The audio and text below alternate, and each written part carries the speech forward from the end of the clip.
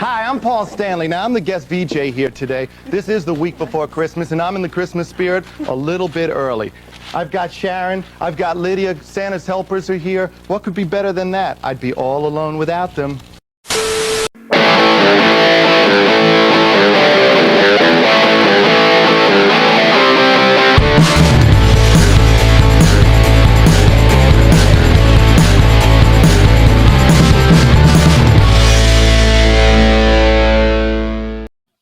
Fala pessoal, bem-vindos a mais um vídeo do canal Pode Discos. Eu sou Jorge Andrade.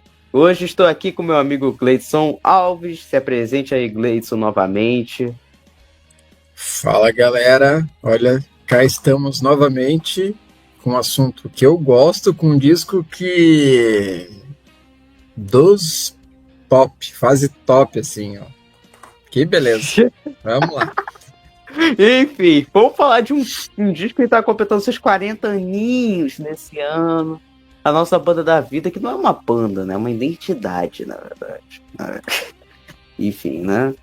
Que é a banda mais quente do planeta. Então, falar de Kiss. Partiu o Asilo Louco, é isso? É, falando de Asylum. Então, te pergunto o seguinte, Gleidson. Já que é o seu primeiro episódio falando de Kiss, então te pergunto, como é a sua relação, né, com a banda e como você conheceu o Asylum? Cara, como eu conheci o Asylum? Vamos retroceder a fita. Eu conheci o Kiss na época da Reunião, 1996, com o clipe de Shout It Out Loud, que tocava direto, passava direto na MTV. Então eu pirei com aqueles malucos, cara pintada, com aquela música que pra mim é uma das melhores músicas do Kiss. E aos pouquinhos eu fui procurando saber quem eram aqueles caras, quais eram os discos deles, e fui aos pouquinhos conhecendo. Meu primeiro disco do Kiss foi o Destroyer. Eu lembro que na sequência foi Destroyer, o Creatures of the Night, com aquela capa sem máscara, né, que tem o Bruce Kulick, e o Double Platinum. Foram os primeiros discos do Kiss que eu peguei, e a ideia era o quê? Eu fui atrás primeiro dos discos que tinha Shout It Out Loud e Rock and Roll Night, os clássicos básicos do Kiss, né. Eu não lembro por que o Creatures... Na verdade eu lembro, o Creatures of the Night acabou entrando nessa balada porque foi o único disco que eu encontrei na loja quando eu fui comprar, então eu falei assim, cara, vou levar esse aqui, e acabou sendo hoje é um dos discos que eu mais gosto, assim, meu top 3 do Kiss é não necessariamente nessa ordem, mas o Destroyer, o Creatures of the Night e o Revenge, são os meus 3 preferidos. E o Asylum, se eu não me engano, foi um dos últimos discos que eu fui atrás. Porque eu fui muito na fase anos 70 e, claro, peguei muito dos discos mais novos na sequência do que eu fui conhecendo. Então, o Asylum eu demorei muito para chegar nele. Se não foi o último da fase anos 80, foi o penúltimo. Eu não lembro se foi ele ou Crazy Nights. Que foram os últimos que eu cheguei. E assim, não é dos meus preferidos. Não me convenceu, sabe? Não consegui pegar. Eu ainda sou muito mais a fase anos 70 do que essa fase anos 80. Então assim, é um disco que eu ouvi menos que os demais. Ele e o Crazy Nights, acho que são os dois que eu ouvi menos de toda a discografia da banda. Até os mais recentes, Sonic Boom e Monster, acho que eu ouvi mais que esses dois. Mas assim, tem muita coisa legal, tem muita coisa boa, mas também tem muita pisada na bola, sabe, pro meu gosto, né? Tem algumas coisas que acho que a gente vai falando no decorrer, né, conforme a gente for conversando, inclusive de preferências da banda, preferências não só do disco, mas da banda de modo geral. Mas, assim, para eu também não me estender demais, a gente poder trocar algumas figurinhas aqui, acho que é uma boa forma de me introduzir em como eu cheguei no Kiss.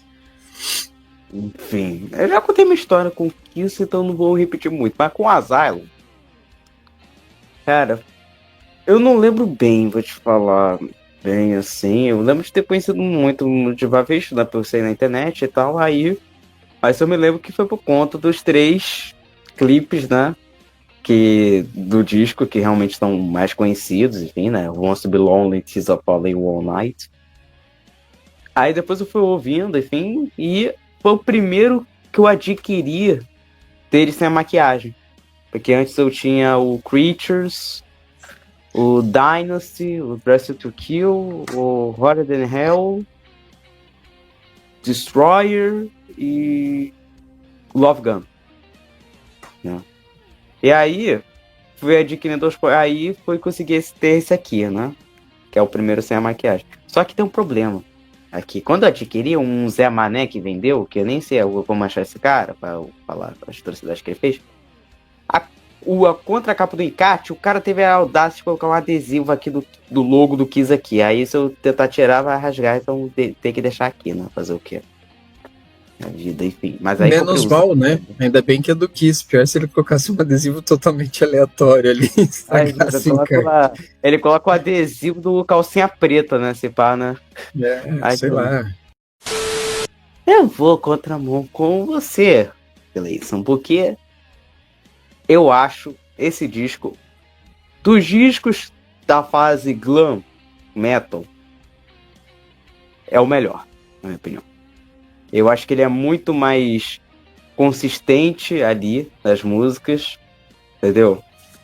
Eu acho que ele não, por exemplo, Crazy Nights, por mais que eu gosto, mas eu acho que o Crazy Nights, na verdade, essa fase aí, Animalize, Asylum e Crazy Nights é Paul Stanley. É Paul Stanley, entendeu?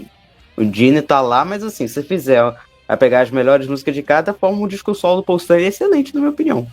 O melhor disco solo se pá dele, até, se for analisar, mas enfim. Eu acho que bem conversadinho, umas 8 faixas ficaria um excelente disco solo.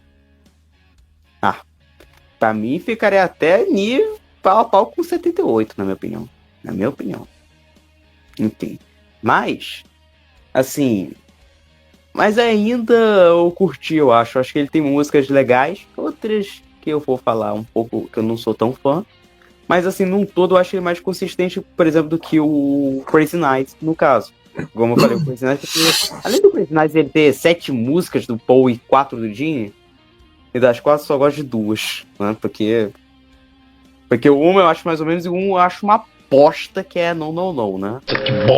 Eu acho que uma grande vantagem do Asylum e aí considerando como você falou, a fase glam,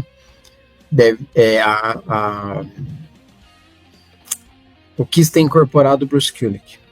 Acho que a entrada do Bruce Kulick na banda dá um outro patamar, uma outra forma de tocar, de criar música, que por mais que o Mark St. John seja um excelente guitarrista, mas ele destoa um pouco. E aí o Crazy Nights tem a questão da produção, onde eles deixaram polido demais, e como todo mundo comenta, né, ficou pop demais, fugiu das raízes, então se perde um pouco nisso. Nesse aspecto, o conjunto, e isso fica muito nítido em muitas músicas, o conjunto funciona muito melhor. E aí o Bruce Kulick, ele acrescenta muito para a banda nesse aspecto. Sim, exatamente. Mas assim, eu acho que no todo ele é mais homogêneo, por exemplo, do que o Animalize, o Asylum, até. Porque eu acho que eu adoro aquelas músicas do Dino Animalize. O pessoal vai me encher o saco, mas eu adoro aquelas músicas. Eu acho maneira pra caralho. Enfim,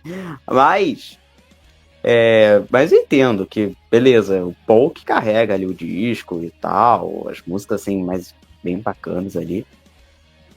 Mas eu acho que, tipo assim, o Paul ele deu aquela, tipo, se o Gene não quer, vou pra frente, porque é isso, porque o Paul que carregou a banda nas costas nessa década de 80 e ainda tava melhor. O Gene tava muito focado em ser um ator de Hollywood, né? Então ele pisou, pra mim ele pisou muito na bola, ele tava muito desconectado da banda.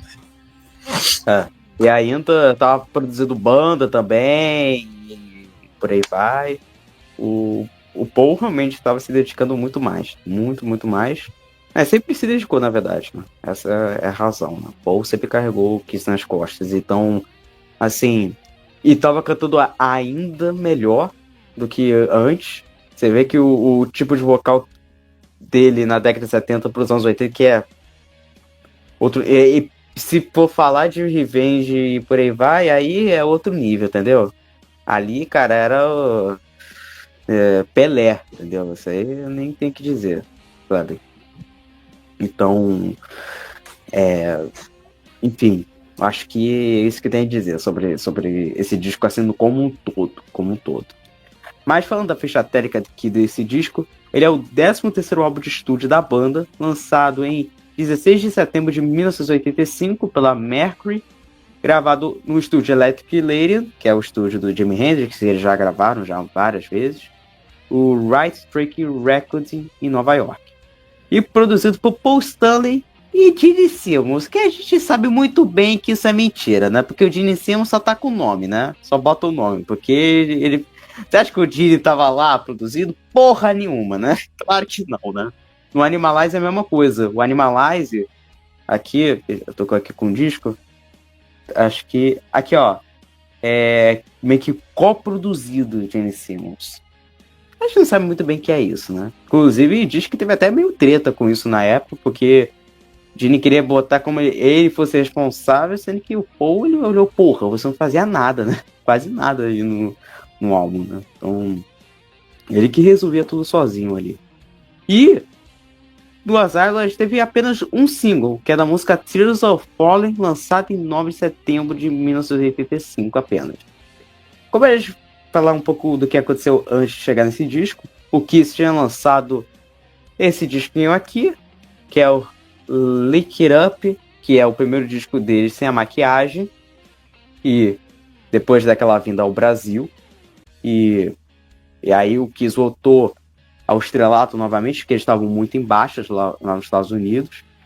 E nessa época o Vinnie Vincent tinha sido demitido da banda pelas tretas que eles estavam tendo, enfim, querer alongar os solos e por aí vai. E aí, depois, a banda acaba lançando, em 84, esse disco aqui, Animalize, com um novo guitarrista, que é o Max St. John, que foi uma tentativa da banda querer realmente encontrar um guitarrista mais shredder, naquela fase ali, né, naquela época. E aí, só que aí teve um negócio, que o Max St. John não durou muito tempo na banda. Ele fez 2 shows e meio com a banda, que um desses shows foi lançado pelo próprio Kiss naquele Soundboard, que é o Paul Keepsing. Aí que acontece que o Max St. John, ele pegou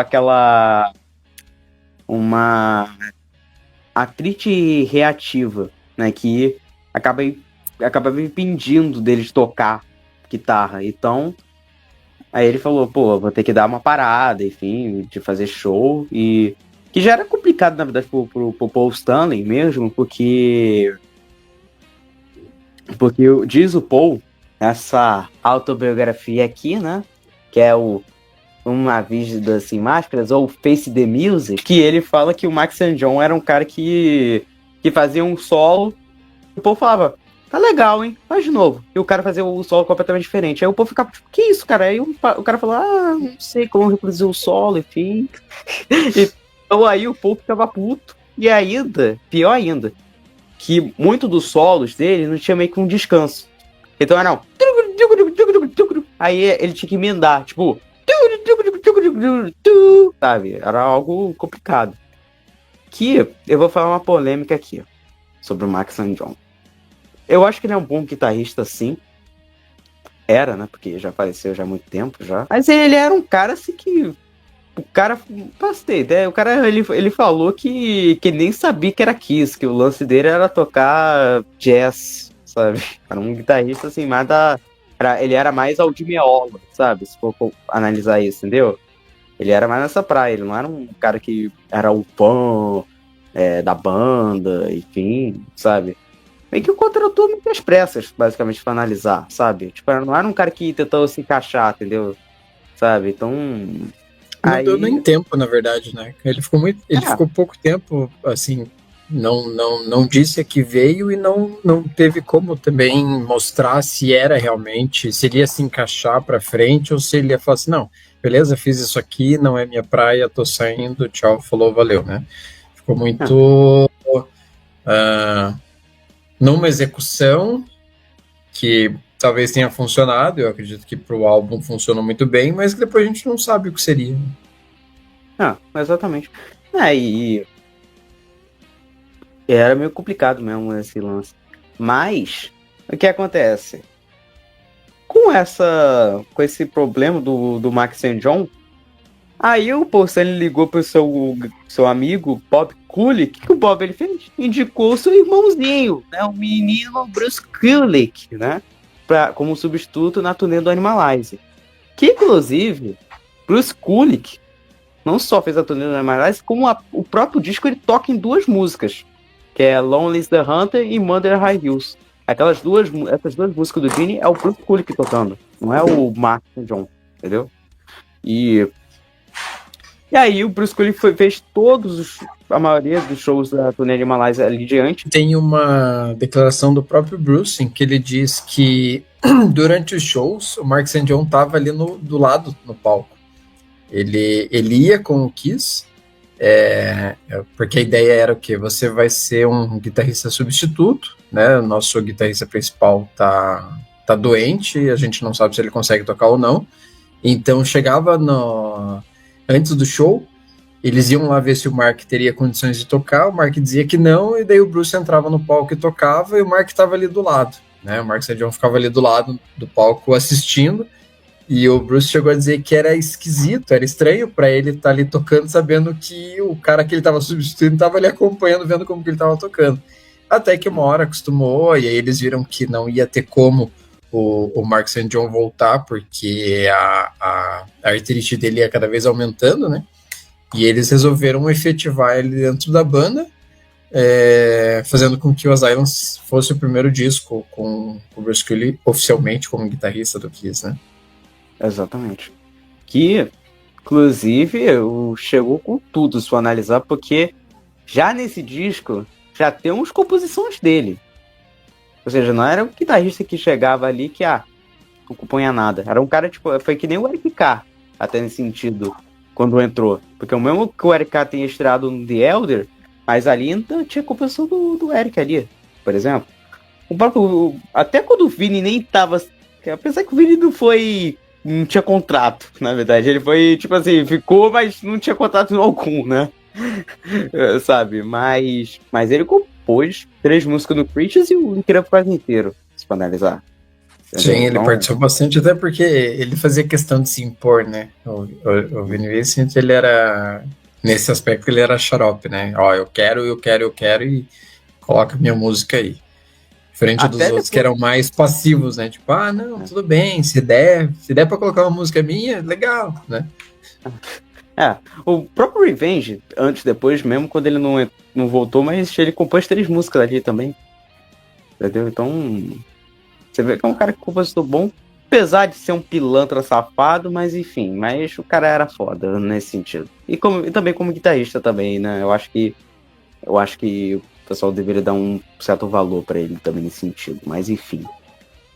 Mas aí falando, né, que o Bruce entrou na banda e era uma época, como a gente estava falando, um pouco difícil, né, porque o Gene não estava dando a mínima atenção pra banda, né, e tanto que o Paul ele fala no livro dele que se ele falasse talvez que ele não estava se dedicando demais à banda, ele falava tipo, não, tô dando todo o meu suor aqui, ó, todo o meu...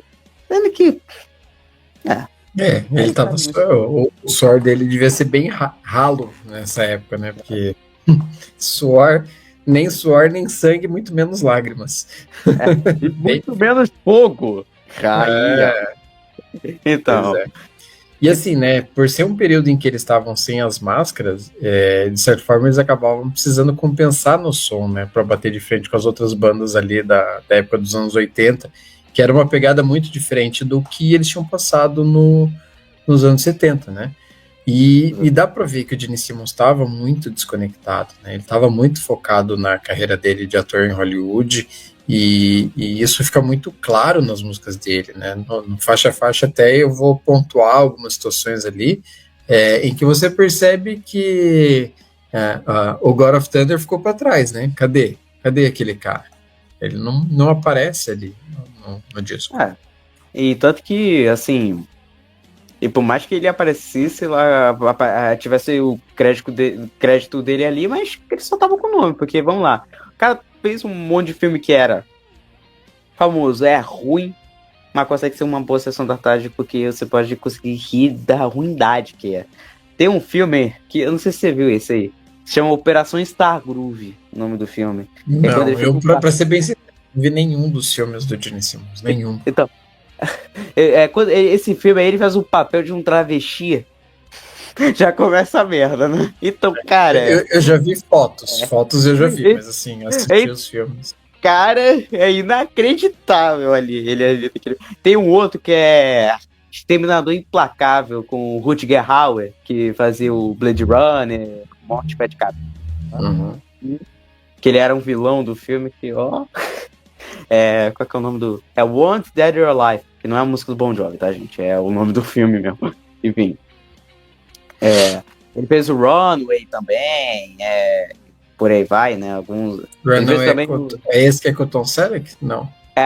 Runway com o Tom Selleck, se eu não me engano E também ele fez com o Ozzy, até aquele rock do Dia das Bruxas, lá, o Trick or Treat, aquele que era um rock pro terror ali e tal, é bem... Tem um outro filme muito bom do Gene Simmons, um tal de Kiss Meets the Phantom of the Park. Filme bom, Pô, aquele filme, pelo amor de Deus. Acho que essa merda aí, porra. Que eu vou te perguntar o seguinte, Leison. O que você acha dessa capa desse disco aqui? E falando, é a mesma posição do Dynasty, né? Que se for analisar, que eles estão um em cima do outro ali. E além do batom deles, né? Que representa cada cor do disco solo, né? O Sonic com o roxo, o Gene com o vermelho, o azul, que seria o Ace Frehley, é o Bruce Kulick, aí o verde, que era pra ser do Peter Criss, é do Eric Carr. E assim, eu vou te dizer, cara, eu acho essa capa maravilhosa, eu acho essa capa bonita demais, tá? Acho uma arte legal, assim. Eu já cansei de ver até outras montagens de gente botando eles com a maquiagem aqui. Só que o Eric, ele tava com a maquiagem raposa, porque, né, o Bruce ele não teve, né? O Bruce ele já entrou. Eu já vi essa versão. Ela remete muito à questão da pop art, né, do Andy Warhol. Esses coloridos, dá impressão, assim, de como se tivesse desenhado a foto, né, do rosto deles. Não vou dizer que eu gosto, não vou dizer que eu acho bonito, não acho. Não acho, assim, acho que o Kiss tem capas melhores que essa, né? Mas eu arrisco não, né? O Kiss tem capas melhores, mas ele também tem capas piores, então tá ali. Eu acredito que, não vou dizer que tá no meio, tá ali na turma de baixo. Pra mim, tá na turma de baixo. Eu tenho capas preferidas. Acho que eu gosto mais das capas com máscara, né? Assim, as que são desenho, né? Tipo, Destroyer, a própria Unmasked, eu acho mais divertida. Não que ela seja bonita, mas ela é mais divertida pela historinha. Aí você pega Love Gun, que é uma puta capa. Acho legal a ideia do Dress to Kill, eles, né, vestidos para matar ali, mas assim, vamos lá, né? Tem coisa melhor pela frente. O que você acha dessa contracapa aqui também? Olha, se a capa era ruim, essa contracapa é terrível, né? Não tem muito o que ferrado, dizer, exatamente. cara. Não tem muito o que dizer. ferrado. Não tem como melhorar uma coisa dessa. Pô, eu acho tanta contracapa e a capa muito boa, cara. Ainda mais essa contracapa. Eu queria ter uma camiseta disso aqui, cara. Eu diria assim, claro, a gente tá olhando no CD, né? O CD ele perde um pouquinho. Provavelmente no vinil fica mais legal. Você ter ela em tamanho maior e tal, dá um aspecto diferente. Mas não é tudo isso, né? Eu vou discordar fortemente aqui, infelizmente, mas enfim. Mas, inclusive, até né, em algumas edições é curioso que no vinil mesmo, não sei se era só no Brasil que teve, tinha uma coloração um pouco diferente, porque aqui parece que eles estão mais brancos aqui, e no vinil parece que é realmente um pouco mais alaranjado, se for analisar a cor de pele deles ali. E na versão remaster ficou ainda mais branco isso aqui. Ficou ainda mais claro isso aqui também. Eu até não duvido, porque assim, você pega a época, né? Era uma época em que você não tinha tanta qualidade na produção de capas. Tinha muita coisa que vinha pro Brasil e vinha muito diferente do original lá de fora, né? Então, tem muitos exemplos de várias bandas nesse sentido. Eu até não duvido que possa ter alguma coisa nesse sentido. Mas,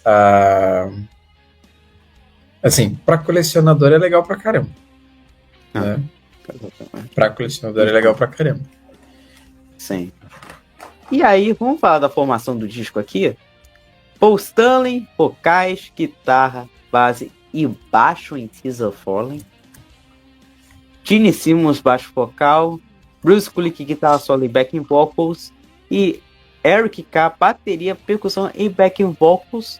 E além disso, temos 2 músicos aqui adicionais, né? Aqueles ghostwriters, como a gente fala.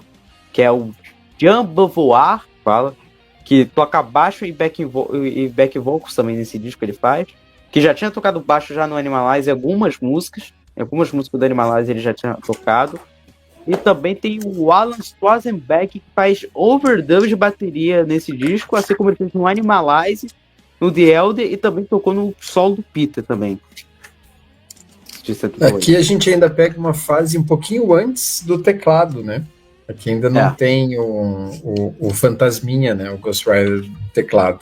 Mas um pouquinho pra frente eles já colocam também um teclado nas músicas. O próprio Crazy Night já tem mais teclado pra caramba. Crazy Night já tem. Crazy Night já tem. Inclusive, o tecladista acompanhava no turnê e ele ficava escondidinho atrás do palco pra ninguém ver, né? Que pra você, Gleison, qual que é o que tem mais destaque desse disco aí? Bom, destaque, se a gente fosse seguir pela lógica, seria, né, o Showman, que foi ele quem fez tudo ali, né? Mas o que me chama mais atenção é a bateria, é o Eric Carr. Eu acho que o Eric Carr tá tocando horrores, assim, tá destruindo. É que, assim, quando a gente fala em Kiss, todo mundo sabe que é Paul Stanley e Gene Simmons. Então, são eles em cima e o restante abaixo, principalmente pós-formação clássica, né? Não dão espaço, né? Se tivessem dado mais espaço, provavelmente o Eric Carr teria feito muito mais. Ele tinha potencial para fazer muito mais coisas. Sim, exatamente. E aí, eu vou dizendo, né, a maioria, né, dos trabalhos de bateria do Eric Carr é maravilhoso. Por isso que eu vou te falar, a minha formação favorita. Aí, ó, essa aí é. Inclusive, eu tô com esse aqui fresquinho, recém-lido, então eu tô com muita coisa na memória ainda sobre o Eric Carr. Então, assim, eu vou dizer que a minha formação favorita do Kiss é essa daí. E o Gene é aquela coisa, né? Você até acha que, você percebe até ele como baixista, você vê que ele não tá grande coisa. Você vê que ele fica muito preso numa nota. Dum. Antes do cara fazer uma linha de baixo, pelo amor de Deus, cara. Você pega os anos 70. O Gene, ele seria o destaque negativo nesse disco. Ele é o ponto baixo em relação a toda a banda. É porque aquela coisa, talvez pelo lance das maquiagens dele ter saído das maquiagens, porque, pô, você pensa, você tem a imagem do Gene The Demon, o cara que, sabe, é Calling Dr. Love, é God of Thunder, Almost Human, enfim. Aí você pega, sabe, você vê que ele tá tentando entrar numa onda que não é muito dele, entendeu? Você vê que ele não tá muito interessado, entendeu? Tanto que nem a língua do Crazy Nights ele nem fazia a língua, pra ter ideia, entendeu? Então, Eu sou, né, assim, sempre curti mais o Gene Simmons, né, do que os outros na banda, assim, sempre foi meu preferido, mas eu gosto do Gene Simmons, essa versão nervosa, brabona, assim, o malvadão, né? Esse negócio mais serelepe não funciona com ele, não fica legal. serelepe. Essa coisa mais cheia de purpurina e glitter e não sei Ele é o quê. playboy, não, mais playboy, mais playboy. não é a cara dele, não adianta. Tem que ser aquela coisa no grave, no... Ou eu gosto careta. também dele. Eu gosto também dele meio Beatles ali, você pega aquelas coisas ali meio inspiração, sabe? Você pega, tipo, o próprio Psycho Circus, tipo, Yeah One.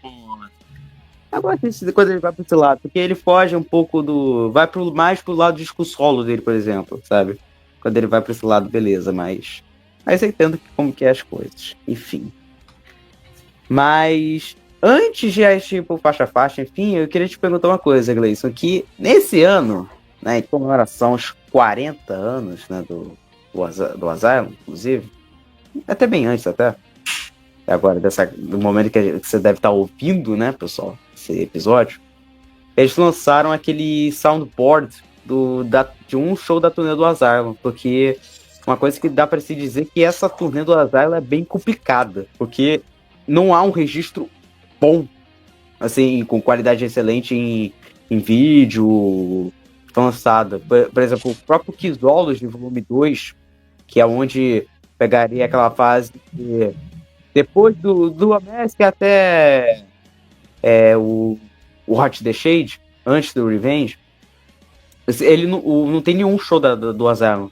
Tipo, ele já pula já pro Crazy Nights.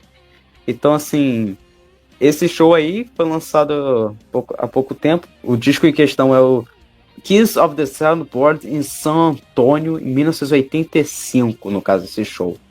Que eu te pergunto aí, Gleice, se você ouviu esse material aí, se você já ouviu alguma coisa dele, alguma faixa, o que você tem a dizer? Assim, eu não prestei muita atenção, para falar bem a verdade. Até na hora que você comentou, eu fiquei tentando lembrar se eu escutei. Com certeza eu ouvi, mas assim, não faltou dar mais atenção para ele para perceber. Mas, claro, era uma outra fase, né? Era assim, a banda, acho que os novos membros já estavam se conhecendo, né? O Bruce que ele já tinha participado do Animalize, então quando ele chega na Asylum ele já estava mais inserido na banda, né? Até tem um comentário do Paul Stanley, né, acho que no Kiss Confidential, né, que ele fala que no começo sobre os que ele parecia uma árvore, que ele ficava ali só parado tocando, né, mas aqui ele já começa a ter um pouco mais de participação, ele já se desloca, se movimenta um pouco mais. Não tem, como você falou, né, no Xology não tem muita coisa também, então, mas você percebe já uma diferença de postura e assim, ao vivo eles tendiam a acelerar um pouquinho mais as músicas, né, como a gente já comentou. Então muda um pouquinho ali de um para o outro, qualidade de som. Nesses Off the Soundboard nem todos os shows são bons, né, em questão de qualidade de som, para você conseguir distinguir o que eles estão fazendo, mas vale a pena ouvir como curiosidade para saber, principalmente assim, para quem não pôde viver e participar desse período, é sempre legal ter esses registros, né? Cara, eu vou te dizer que esse daí, junto com o Paul Gibbs, que é com o Max and John, foram os que mais me chamaram a atenção, porque assim, o resto não me chamou muita atenção. Teve aquele de Tóquio, que é o primeiro que eles lançaram, que é com o Eric Singer e o Wes Stradlin, que eles até tocaram Talk to Me, enfim, né, que era bem na época da Farewell até. E Aí você tem o Doniton, que já tinha sido lançado já no Kissology 3, ou seja, você já tinha qualidade, você já tinha em vídeo, então já tinha uma qualidade boa. Então, você tem um outro que é de Tem o 1967. Virginia Beach. Virginia Beach, que é bem na época do Rock the Nation, então você já Uhum. tem um certo acesso. Então, assim, esses aí você pega, já é uma coisa, tipo, você não tem muito acesso, tipo, um show da turnê do Asylum, um show Não tem muita coisa. Mackenzie, Tem entendeu? o No More Tomorrow também, que é ali da fase, acho que Crazy Nights, né? Agora eu não lembro, mas assim, aí você tem esses shows aí que eu acho mais interessante. Eu acho que esse aí foi um pouco mais interessante pelo fato que, por ter sido da turnê do Asylum, apesar que eu fiquei um pouco decepcionado por ele ter menos música do disco, assim. Porque o setlist é o seguinte: tem Visual Rock City, Feels Like a Glove, Cold Gin, aí vem um solo do Paul Stanley, aí vem um solo do Eric Carr, aí vem o War Machine, I Still Love You, Under the Gun, um solo de guitarra do Bruce Kulick, Tears Are Falling, um solo de baixo do Gene, I Love Loud, Love Gun, Rock and Roll All Night, Heaven's on Fire, aí vem um Telus que é Ho Susana, que foda-se. Foda-se. E termina com Lick It Up. Que assim, é porque também nessa época, lá pro final dos shows dessa turnê, eles realmente diminuíram a quantidade. Entendeu? Porque eles tocaram algumas músicas assim no início, ali lá no início eles já tocavam muito mais do que no final da turnê. Aí só sobrou realmente Tears of Falling e o All Night. Foram as únicas que sobreviveram melhor ali no shows. Eles até tocaram Anyways Light, King of the Mountain, mas a qualidade que você vai achar é muito, assim, que é toda hora assim, né? Você mal vai escutar qualidade ruim demais, assim, mas fazer o quê, né? Então, assim, eu acho que foi interessante ter um registro ali. E também a capa é um pouco diferente também, já tava cansado daquelas capas toda cinzenta, sabe? Com o loguinho, com o título, já tava um pouco cansado disso. Pelo menos botaram uma capa ali legal, ali, com o visual deles na época do show, enfim, eu acho bacana. Lançaram até camiseta disso, enfim, um monte de coisa. Então, assim, eu acho que é interessante para quem quer conhecer, quer ouvir um registro dessa época, eu acho que é uma boa pedida, na minha opinião. Pra quem quer conhecer. Mas, enfim, vamos pro faixa a faixa já tem mais o que dizer ou não? Vamos lá, né? Não, acho que a gente pode já ir pro faixa a faixa. Ali a gente vai inserindo mais algumas coisinhas que tem, né? Até para não ficar aqui enchendo a linguiça, que acho que não é o propósito. Bora lá que tem música ainda. Vamos lá. O disco começa com a música King of the Mountain. Que eu já começo a falar aqui. Essa música é foda. Foda pra caralho. Eu acho uma das melhores aberturas de um disco do Kiss. Já começa com aquela intro de bateria do Eric Carr, que eu acho espetacular. Acho espetacular que ela já... Sabe?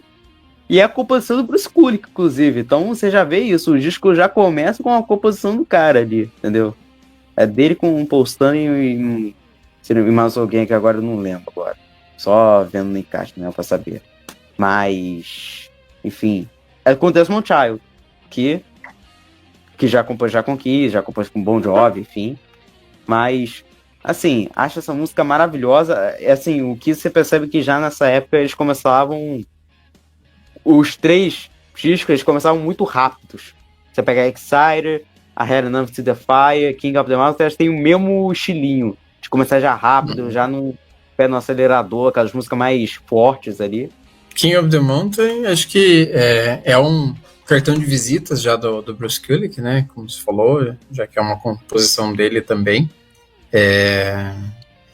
A abertura com o Eric Carr é matadora, né? Acho que ela dá muito peso ali na canção. Paul Stanley, vocal, mostrando toda a capacidade que ele tem. Mas o mais legal para mim aqui tá realmente na bateria, né?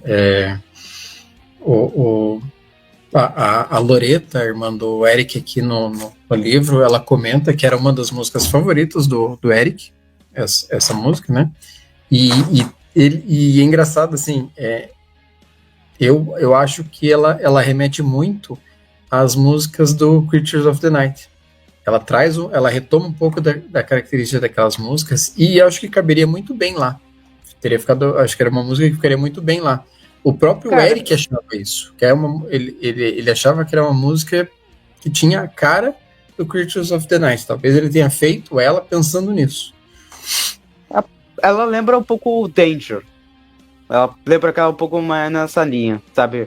Você pega por exemplo, o Danger, que é a música mais rápida do Paul Stanley, você realmente tem um pouco disso mesmo. Com um pouco pelo peso da música, ela tem muito a característica do que tem dentro do Creatures of the Night. A própria Creatures é a mais rápida, um pouco mais rápida ali, então realmente teria um pouco a ver. Agora vamos para a próxima aqui, já com a do Genie, Anyways Licensed. Enfim, que primeira música aqui do Genie aqui falando, cara, eu gosto dessa música, acho boa, acho legal essa música. Não é melhor que a anterior, de jeito nenhum, mas eu gosto, eu acho que a diferença é que você percebe que ele canta muito alto.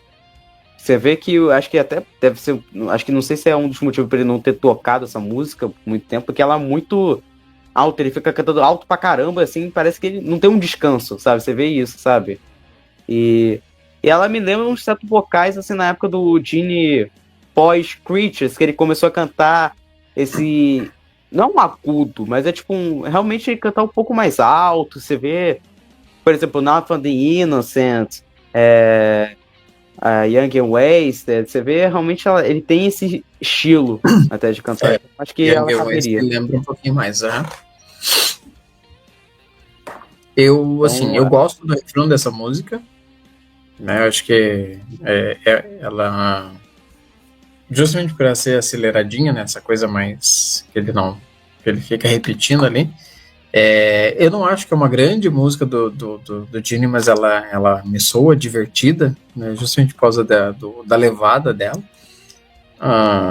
E assim, eu fico pensando, né, tentando analisar aqui e tal, mas a entrada do Bruce Kulick na banda traz um grande ganho em termos de trabalho, assim, das guitarras, né? Parece que o Kiss tinha perdido um pouquinho isso pós Ace Frehley, e aí recupera aqui com o Bruce Kulick, né?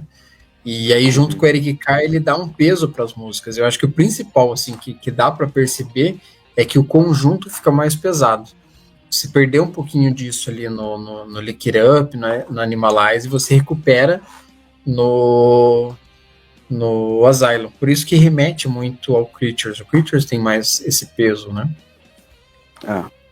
Sim. Bem lembrado isso aí. E agora vamos para a próxima aqui. Who Wants to Be Lonely?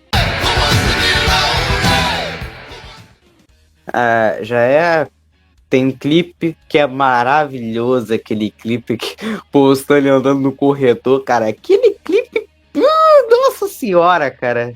Ih, Jesus, cara, aquele clipe, nossa. É aquela música, cara, que eu acho muito boa, cara. Eu adoro essa música, eu sempre gostei dela, assim. Tem a parte do Genie que ele canta, né? Que é Who Wants to Be Lonely? Né, que ele canta uma voz mais limpa, né? Não é uma voz ascadona, assim, né? Mas acho bacana ali. Mas, enfim, eu gosto do solo de guitarra dessa música, que é um solo que deve ser difícil pra caramba dizer. Acho que não deve ser tão fácil assim, não. Mas, cara, eu adoro essa música aí. E quem fala mal, o problema é seu, tá? Então se prepara. Se prepara. Vou falar com todas as letras. Pra mim, é a grande faixa do disco.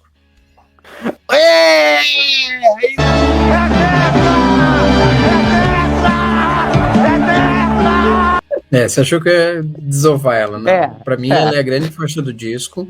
Eu considero como ela a faixa mais harmônica, né, no sentido assim de que os instrumentos se conversam e se complementam. Acho que trabalha muito bem todo mundo ali. Ela tem peso, tem punch, tem um conjunto vocal que funciona super bem. Eu curto pra caramba. Eu não dou a mínima para os videoclipes dessa fase, porque para mim nenhum deles é bom. Né? Eu nem presto atenção, então assim, eu foco na música. Para mim essa é uma puta música, assim, é a disparada melhor do disco. Pô, o Sony começa assim, ó. Aquela luvinha rosa no corredor. Parece que. Sabe que quando o Fred Krueger vai matar as pessoas no sonho, não parece isso, cara? Aquele corredor, cara. Nossa, ali, cara. Pelo amor de Deus, cara. Não, obrigado. Cara. Segue. Seguir é preciso. Eu acho que o pior ali é o Genie ali mesmo. É só isso que eu tenho a dizer. Mas também, sabe o que eu acho? Aquele clipe que é tão ruim. Mas ele consegue ser engraçado e consegue ficar bom, cara. Isso que eu fico perplexo, já dizia Gil Brother, entendeu? Então, assim. É isso que Tá, eu né? tenho de Fazer o quê? dizer. Enfim. Agora vamos para uma outra do Genie. Trial by Fire. Cara, essa aí é a minha segunda música favorita do Genie no álbum. Eu acho essa música boa, cara. Eu adoro essa música.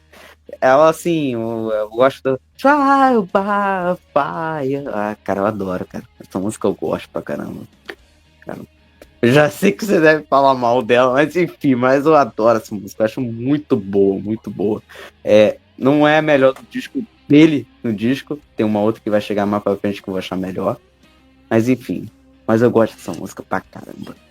Eu tô pensando aqui, porque assim, eu não sei se tem uma música do Genie nesse disco que eu diga assim, putz, eu gosto.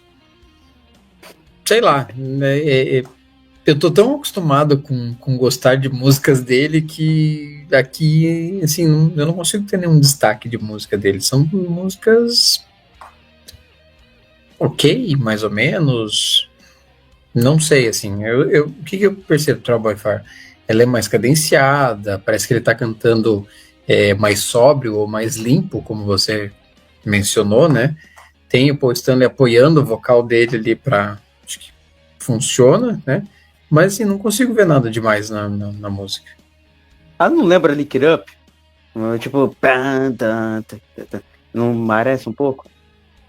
Pode ser, é que aí você inverte, né? Lick It Up, o vocal principal é do Paul Stanley com o Gene Simmons acompanhando. Talvez, né, já inverteu ali. É uma coisa mais comercial, eu digo, no sentido de ser muito comercial. Assim, uma música mais radiofônica, mais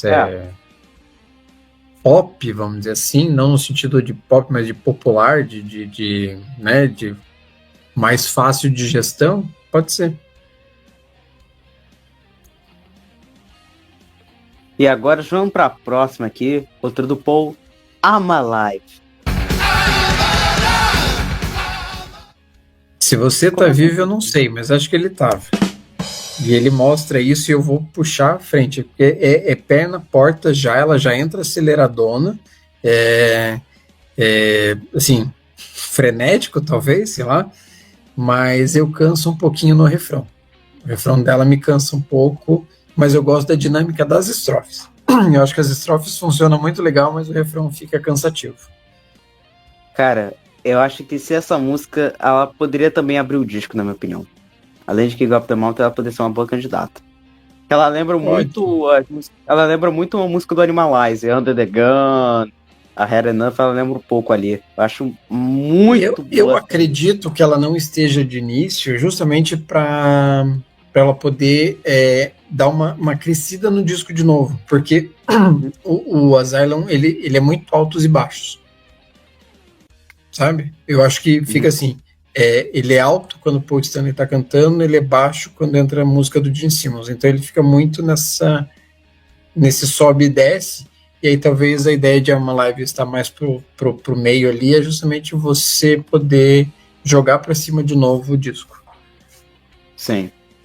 Eu acho essa música muito boa, cara. Eu adoro essa música. Adoro. Pra mim é maravilhosa. Bem subestimada, na minha opinião. Uma música assim que deveria ter um destaque ali maior, né? Mas, enfim. Vamos pra aqui, a próxima, Love's a Deadly Weapon. Cara, essa aí era uma sobra na época do Creatures, que inclusive era com Paul Stanley cantando, que se chamava Deadly Weapon, né? Com outra letra, outro tipo de música, totalmente diferente. E que virou uma música do Gene aqui nesse álbum.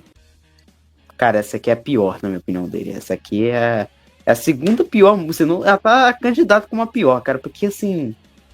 É porque depois de ter ouvido a demo do Paul Stanley, cara... Ela combina muito mais daquele jeito do que aqui, cara. Muito mais, cara. Até o refrão do Love's a Dead Apple eu acho muito mais combina do que essa daqui, cara. Eu acho que... Eu vou concordar contigo. Eu vou concordar contigo.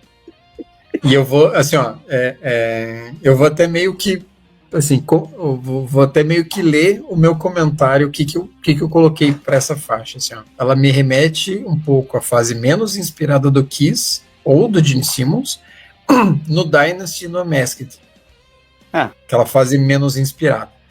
Não é aquele estrondo, aquela coisa poderosa, com o vocal grave, toda aquela pose dele, que é o que eu sinto falta nessa fase aqui, aquele Gene Simmons do mal, vamos dizer assim. Eu fico com a impressão de que ele tentou se adaptar aos anos 80 e não funcionou muito bem. E aí, olhando para a demo, ela é mais desacelerada, mais cadenciada em relação ao ritmo frenético que saiu no Asylum. E aqui é onde eu concordo contigo. Eu arrisco até a dizer que a voz do Paul encaixa melhor na música do que a do Gene. E realmente, né, ouvindo a demo, funciona muito melhor com o Paul Stanley cantando. Mas, ainda assim, me lembra a fase Dynasty Unmasked. Mesmo na versão do Paul. Então a gente entra com Tears of Falling. Mega hit do disco. Né? Eu não vou começar falando da música, eu vou começar falando do clipe, lembrando disso aqui, ó. Aquela chuvinha e o guarda-chuvinha, o para-brisa do Paul Stanley. Cara, maravilhoso. Esse clipe, eu falo de novo, cara. Aquela fase ridícula.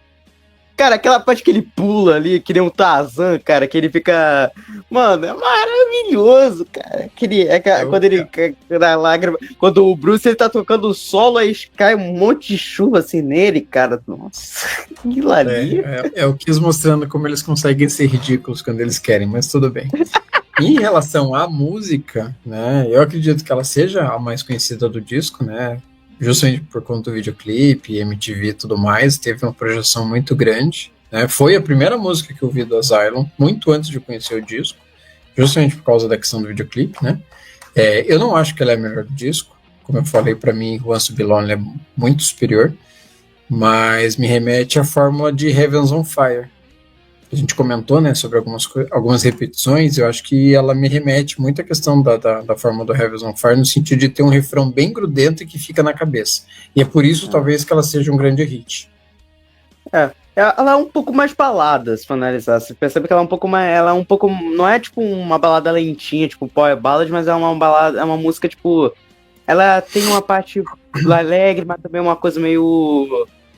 tristinha ali, sabe? Eu acho bacana essa música. Eu sempre adorei. Aquelas músicas hits que não me enjoaram. É uma música que eu escuto ainda de boa até hoje, cara. Não, mas uma coisa que eles usaram muito é repetição, eles repetem demais, né? E aí, por exemplo, Heaven's on Fire repete demais.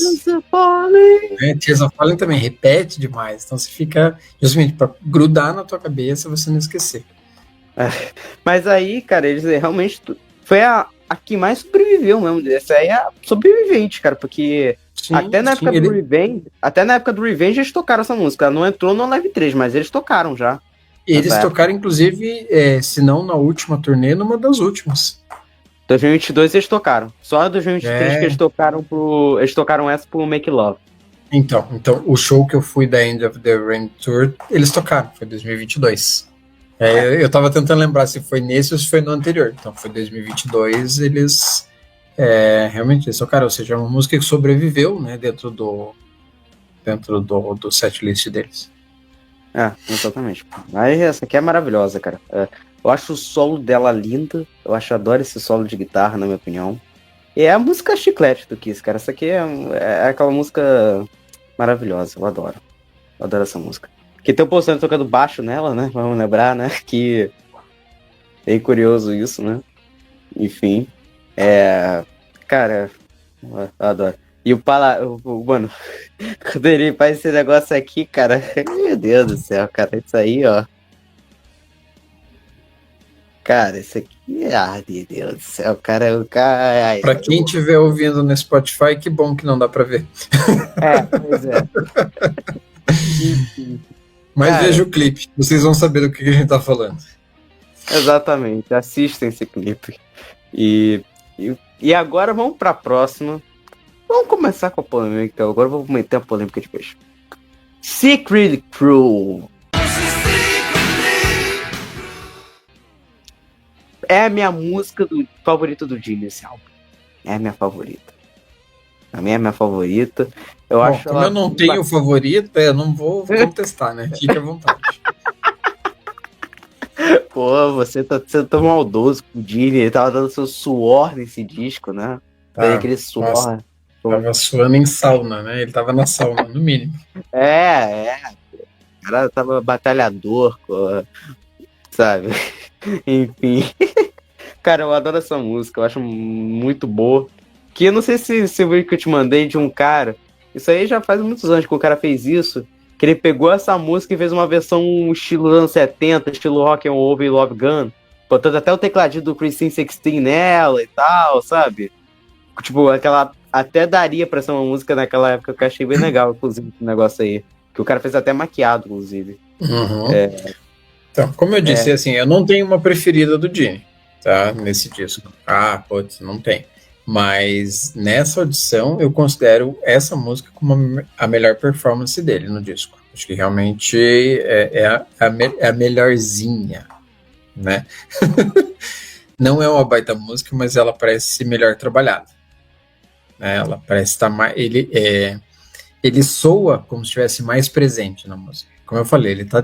lá no começo eu falei, né? Ele parece que aqui no Ozzy ele tá desconectado da banda. Ele tá muito mais focado em ser um ator. Mas nessa música parece que ele tá mais presente. Parece que ele engajou mais em fazer uma música decente. E aí eu ouvi, né? Você me mandou lá o link para eu ouvir essa versão, vamos chamar de versão dos 70. Eu acho que ela ficaria bem mais gostosa, a música fica bem mais gostosa porque ela tem uma pegada mais simples. E aí, né, que acho que combina mais. Fica mais a cara do que isso. Sim. Cara, eu acho essa música muito boa porque, assim, ela acho que ele repetiu essa fórmula na Girl Gone Bad. Pra analisar, ela bem, sabe, aquela música meio animadinha, ele cantando com a voz mais clean, mais limpa, assim, sabe? É uma coisa... Você percebe isso, do jeito como ele canta, entendeu? Então, acho que... Como eu gosto das duas, então aí eu sou suspeito mesmo, né? Então, assim... Cara, eu acho essa aí muito boa. Pra mim é a melhor dele no disco, na minha opinião. Essa aí eu escuto de boa até hoje. Maravilhosa. Enfim. Agora vamos pra próxima aqui. Radar for Love. Eu vou falar, essa aí, junto com Love is a Dead Weapon, talvez é uma candidata pra ser a pior, na minha opinião, porque, cara, ela é uma tentativa de ser cópia de Led Zeppelin pra caramba. Eu acho que tem certas partes que lembra muito Black Dog, né? Do... Que é meio isso que ele faz, que é, sabe? Eu não trouxe polêmica ainda, né? Não? Então acho que nessa eu posso trazer uma. Pra mim, Nessa eu posso trazer uma. Você falou em Led Zeppelin, eu vou um pouco além, tá? Assim... Deixa eu respirar para dizer isso. Mas assim, essa música ela até vai bem, tá? Por quê? Porque eu não consigo esperar muita coisa dos discos do Kiss nessa fase. Mas ela me perde no refrão. Assim, ela me perde no refrão e aí eu vou explicar por quê. E aqui eu acho que é onde eu trago a polêmica. É a única parte dela que me incomoda. Porque tem momentos em que os agudos do Paul Stanley, nas repetições do refrão, que ele fica tentando variar, né? me lembra o Dave Coverdale, White Snake. Cara, eu não critico não, cara, pô, vou te dizer. Eu vou te dizer assim, ó, mas a questão não é por lembrar o Dave Coverdale, é porque é o Paul Stanley. Se fosse o Dave Coverdale, talvez ficasse bom. Talvez, não sei. Mas não cabe, parece que não encaixa. E aí fica aquela coisa repetitiva. De novo, ele fica repetindo. E aí eu já fico, meu Deus, cara, para. Cara, eu nunca. É uma música esquisita. Sabe o que eu acho? Por exemplo, você pega. Beleza, que o que sempre chupiou Led Zeppelin. Você pega Make Love, você pega a própria Sim, do Animal sempre foi Get referência. O próprio Paul Get Out Stanley Can fazia no solo dele, nos shows do Kiss, ele ficava lá tocando Led Zeppelin. Ok, beleza, até aí a gente sabe, né? Exato, o Get All I Can Say, que é Led Zeppelin pra caramba, por exemplo, sabe? Que é do Animalize e tal. Só que nessa, acho que ela foi. Acho que ele passou do limite, entendeu? Passou do limite que não deveria, entendeu? Sabe? Aí fica Raid of Love, Raid of... Fica com aquela voz escaniçada, muito, sabe? Led Zeppelin com White Snake, é isso? Led Zeppelin com Dave Coverdale? Por aí, não funciona, por cara. aí. É chato, enche o saco.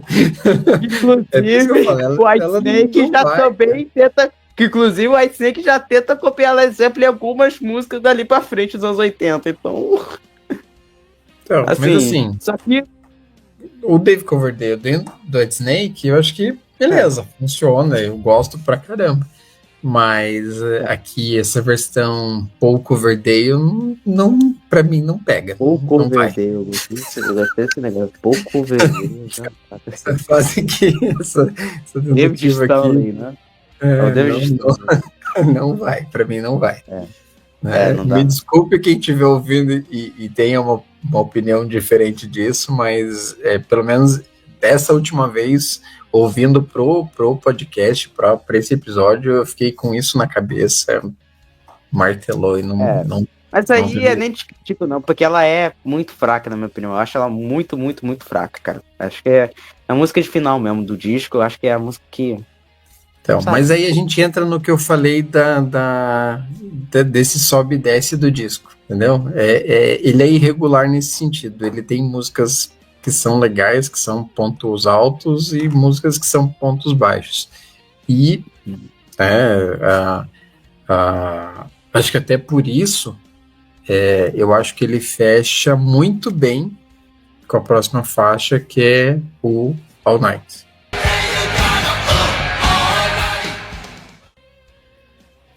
Porque ela é uma faixa... Cara, ela é aquela coisa assim, ela tem um pouco daquilo lá do que eu falei do Who Wants to Be Lonely, né? Dos instrumentos, parece que eles voltam a se conversar, a se complementar, dar um conjunto, né? E é uma música que você quer cantar junto e ficar brincando lá com os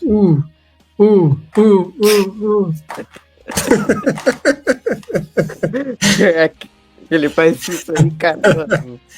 Esse clipe também, cara, acho que desses aí ele consegue ser mais vergonhoso, eu acho, cara. Ele consegue ser vergonhoso ainda mais, cara. Aquele batom muito rosa dele, ele dando aquelas cambalhotas, o chapéuzinho de policial, né? Caramba, viu? Eu falo, pra mim eu descarto esses clipes aí, deixa eu focar só nas músicas, que já dá trabalho. Cara, essa música aí, eu adoro essa música. Foi aqui sobrevivendo até o final da turnê, ali. Mas a letra é safada. Safada demais, né? Como Por que sempre será, foi, né? Por que será? Exato. A música pra... No momento ali, né, de conversa ali. Pra noite toda, né? Ou a noite toda. Uhum. Exatamente, né? Aqueles momentos de... Enfim, não vou falar muito não, né? Enfim. A cara... eu adoro essa música, sempre gostei dela também. Acho que ela finaliza bem um disco, na minha opinião. É uma coisa meio festeira, aquela coisa toda do glam metal, assim. Com um pouco do Kiss também, que sempre teve isso, né? A gente pode pegar Rock and Roll Night, Shout It Out Loud, e por aí vai. Mas assim, eu acho maravilhosa essa música aí, na minha opinião, então gosto de tudo nela. Então, eu gosto do solo, acho o solo bacana, inclusive, então É bem bacana essa música aí. Né? O clipe.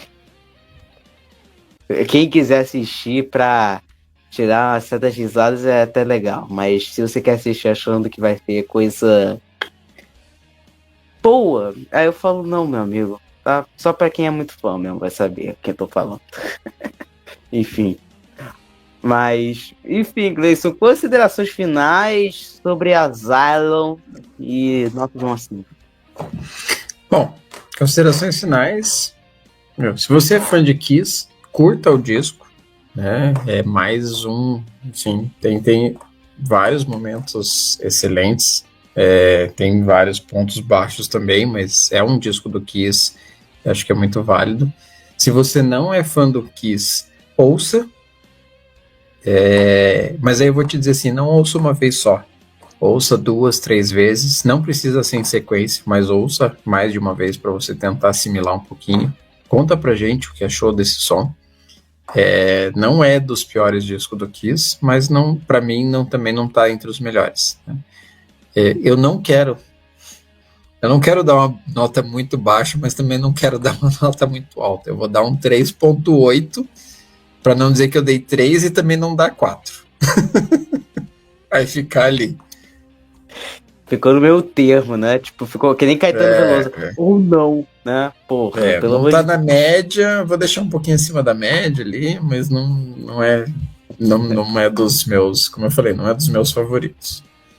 Cara, pra quem gosta de glam metal, quem gosta de hair metal, toda essa cena aí dos anos 80, acho que vale a ouvida. Vale a ouvida, né? Enfim, eu acho que pra mim é o melhor dessa fase aí, do Paul abandonado, né? Do Paul sozinho, né? Coitadinho, né? Então,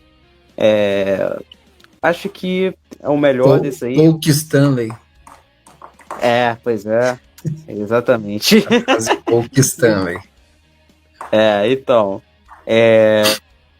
Então, assim, nota de 1 a 5. 4. Vou dar um 4. Que você não deu 5 pro seu disco preferido? Não acredito. O que tá acontecendo? Não, é porque, assim, aqui eu acho que ele não... Assim, vai lá, tem 2 músicas que eu não curto tanto, vai. Então, assim, acho que tiraria um pouco. Não é um... É porque eu acho que ele não é tão nota 5, assim como muito... Acho que tem outros discos do Kiss que são de um mais 5 do que esse daqui, entendeu? Mas, assim... Destroyer, Creatures of the Night e Revenge. Nota 5. First of the Night já dei minha nota já uma vez, já. Então, enfim. Só e o Revenge ainda vão ser mais avaliados, um pouco mais pra frente, inclusive. Enfim. Vou te ajudar. Nota 5.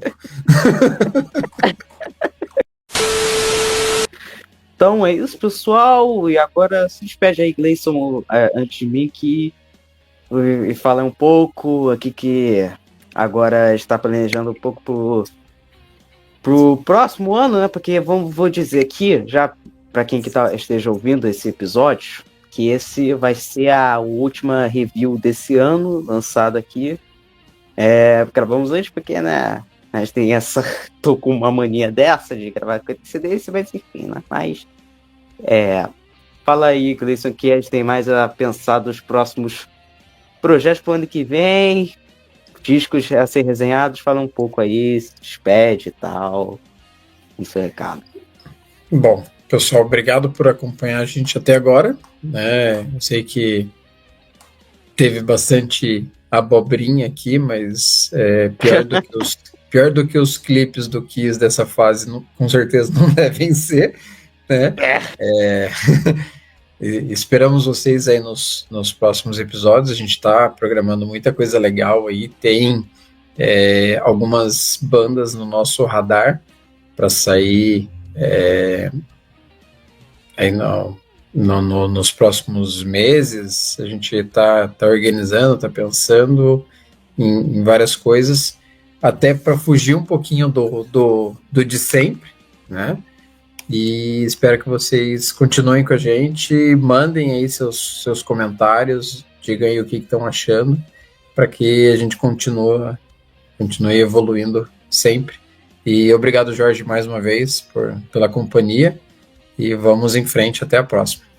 Valeu. Sim, exato. Então, despedir aqui. Se inscreve nesse canal, ativar o sininho das notificações, dá um like, compartilhar para seus amigos fãs de Kiss e de Hair Metal. Segue o podcast nas plataformas de streaming favorito para você ouvir em áudio quando não tem tempo para ouvir o vídeo inteiro.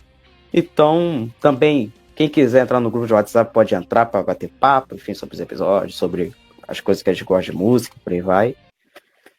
Então, só para dar um recado aqui final aqui enfim, não é maneira de terminar um episódio tão para baixo, mas enfim.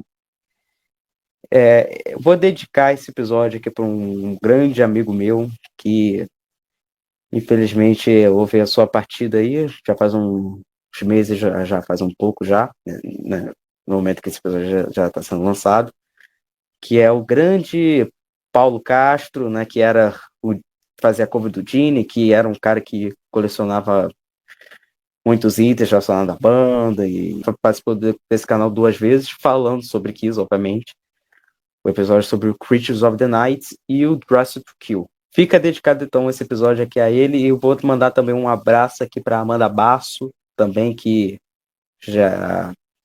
todo o meu apoio aí para ela. Então, é isso, pessoal. Então, é isso. Então, nos vemos no próximo episódio.